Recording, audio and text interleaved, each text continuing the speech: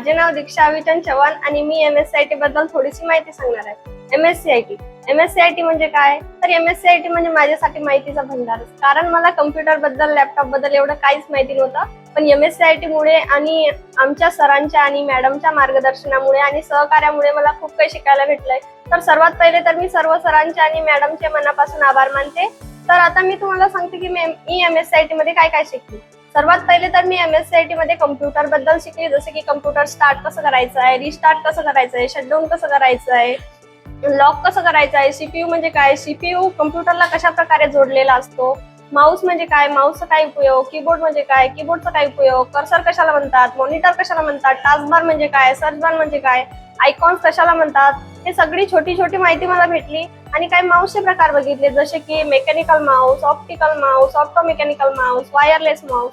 तसेच काही कीबोर्डचे पण प्रकार बघितले, जसे की पारंपरिक keyboard, flexible keyboard, wireless keyboard, virtual keyboard, असे वेगवेगळ्या प्रकारचे कीबोर्ड आणि माऊस बद्दल मला माहिती भेटली, ते यूज करायला भेटले।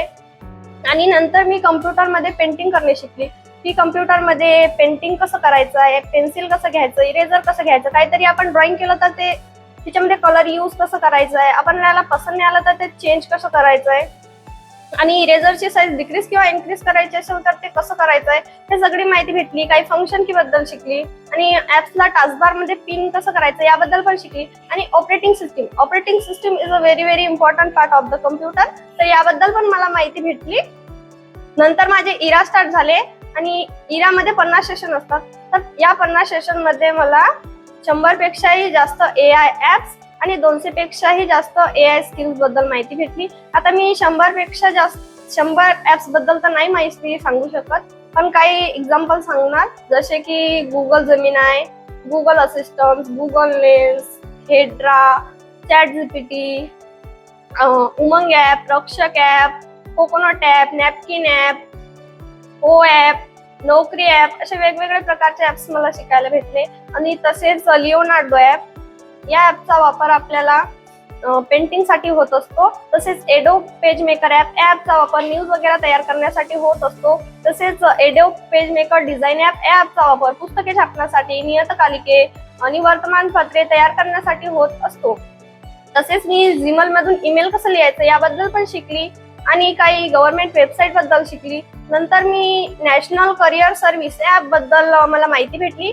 या ऍपचा वापर आपल्याला जॉब साठी होत असतो, जॉब कसं शोधायचा आहे, जॉब साठी अप्लाय कसं करायचं आहे, डिटेल्स वगैरे कसं भरायचंय, तर याबद्दल माहिती भेटली। आणि नंतर मला national digital library of India या ऍप बद्दल माहिती झाली। आणि या ऍपच्या मदतीने या ऍपचा वापर आपल्याला स्टडी मटेरियल साठी होत असतो आणि या ऍपमुळे मला माझ्या शिक्षणात सर्वात जास्त हेल्प झालेली आहे। तर या ऍपचा वापर आपल्याला स्टडी मटेरियल साठी होत असतो, जसे की आपल्याजवळ काही स्टडी मटेरियल अवेलेबल नाही किंवा आपल्याला भेटत नाही, तर या ऍपचा वापर करून आपण हवं ते स्टडी मटेरियल घेऊ शकतो।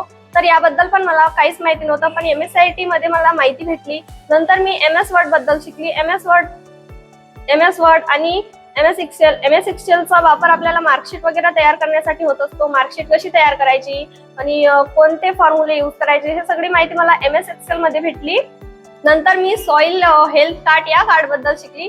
या कार्डचा वापर आपल्याला शेतीसाठी होत असतो, जसे की शेतीसाठी कोणते खत यूज करायचे, फवारणी कधी करायची, कोणते औषधं घ्यायचे, कोणते खत घ्यायचे, म्हणजे शेतीविषयी सगळी माहिती या कार्ड मध्ये भेटून जाते। तर या कार्ड बद्दल मला एवढं काही माहित नव्हतं, पण MSCIT मध्ये मला या कार्ड बद्दल माहिती झाली आणि ते आम्ही यूज पण करत आहोत, तर खूप हेल्प झालेली आहे। आणि MSCIT मुळे या कार्ड बद्दल मला माहिती झाली। UPSC पासून तर शेतीपर्यंत मला MSCIT मध्ये माहिती झाली की कोणता ऍप आपल्याला कुठं काम येणार आहे। आतापर्यंत मी जेवढी माहिती सांगितली, ऍप्स बद्दल, डॉक्युमेंट्स बद्दल, वेबसाईट बद्दल, हे मला काहीच माहिती नव्हतं, पण MSCIT मुळे मी एवढ्या कॉन्फिडन्सनं बोलू शकली आणि मला जेवढं माहित होतं ते मी शेअर करू शकली। तर मी पुन्हा एकदा सर्व सरांच्या आणि मॅडमचे मनापासून आभार मानते। आणि MSCIT करायची असेल तर आजच भेट द्या एज्युकेशनल कम्प्युटर सेंटर पातूरला। धन्यवाद। चला तर MSCIT करूया, AI ची क्रांती करूया। धन्यवाद।